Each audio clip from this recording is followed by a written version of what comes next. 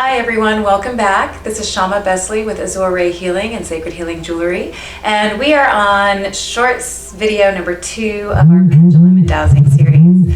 So one of the things that, or a couple of things that we did in a quick recap from our first video is we learned a quick breathing exercise to cleanse our pendulum or any pendulum energetically. The second thing that we learned was how to calibrate our pendulum and understand how our pendulum is communicating with us, yes, no, and how to thank it. The third thing that we learned was basically why invitation is so important and how spirit works in our lives and how inviting is just a nice, gentle way to activate the guidance that we seek in our lives. So if you didn't catch video 1, go ahead and subscribe and go back and catch it. It's 13 minutes long. There's a bit of more description and explanation in that for you.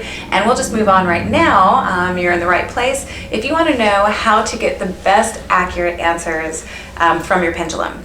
So some of the complaints that I hear about using a pendulum is whether or not people feel like they're controlling the answers, or if the answers are confusing to them.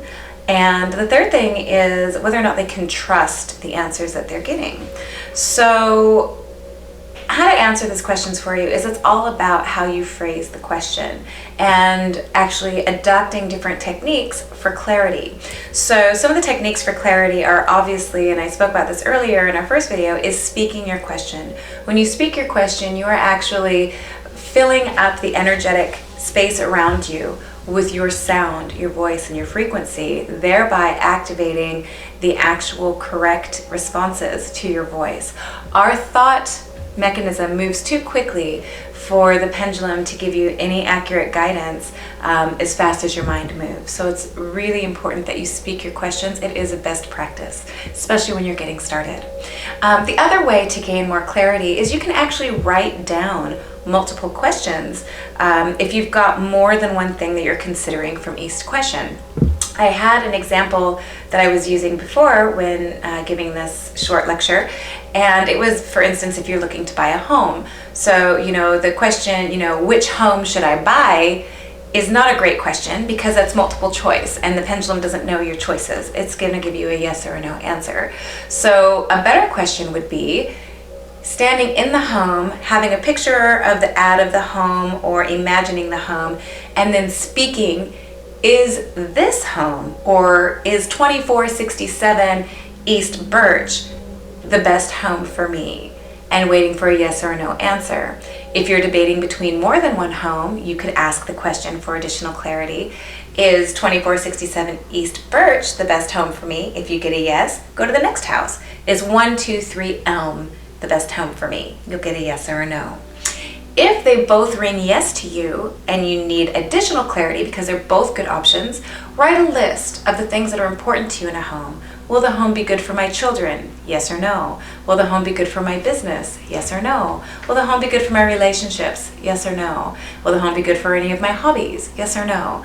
So the key is to be extremely clear on what it is that you desire, getting a clear picture, speaking that, so that you can get a clear yes or no answer. Again, avoid multiple choice because the pendulum doesn't know all of the answers floating around and it can't speak back to you 123 Birch.